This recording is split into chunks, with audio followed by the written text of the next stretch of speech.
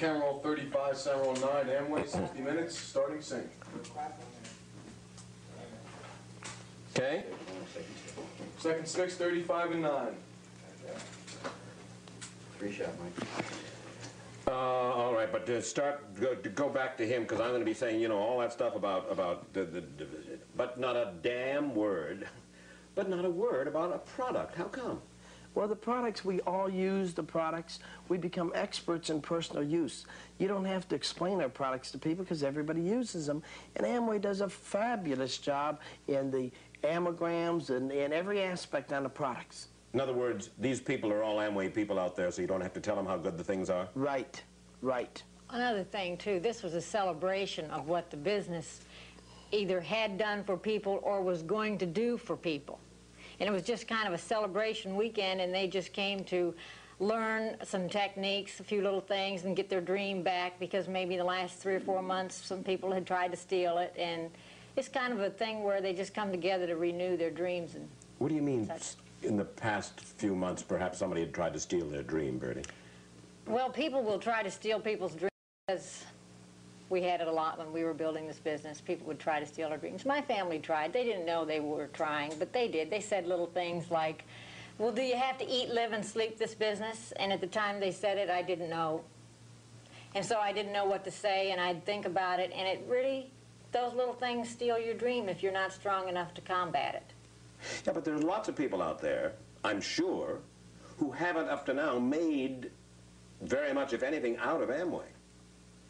What do you tell them when month after month, year after year, they would like to, but somehow they can't?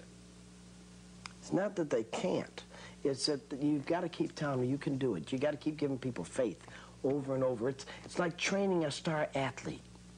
If a person makes up their mind they're going to make it, and they'll hang in there long enough, they're going to make it. They may, you know, like if you're training that athlete, he may break a finger, break a leg, he'll take a bad fall, he'll do this and that, but you got to help them get back up on their feet. And you got to do it again and again. When I was a kid, I lived in Rome, New York, and I lived at the end of the runway. And they had all these GIs training to be pilots. And every time a plane would come down, automatically the sky within hours would be full of planes, because they made all the pilots go back up and fly again, because they had to get over that fear of that accident. And immediately they'd get everybody in the air. And that's the thing that every time a plane came down and crashed. Right. Every time there was a crash and somebody got killed, they'd automatically take all the pilots and put them in the air instantly, so that they would get over the fear. If they waited, the longer it was before they went up again, the less the odds were they'd get them up. And that's the same thing here. People are going to fall and they're going to stumble. See, most people haven't ever been in sales and been involved in people. And people are fantastic, but some people can hurt. Some people can come and steal your dreams, like Birdie says. And I wrote a book, Don't Let Anybody Steal Your Dreams, simply due to the fact that's the one challenge most people have to conquer. When we came south, when we decided to move south, people started telling us it's full of cockroaches, you won't like it, the sun, this. We love it. But they tried to take away that dream. When I was a little kid, my dad wanted to buy a hotel in Myrtle Beach.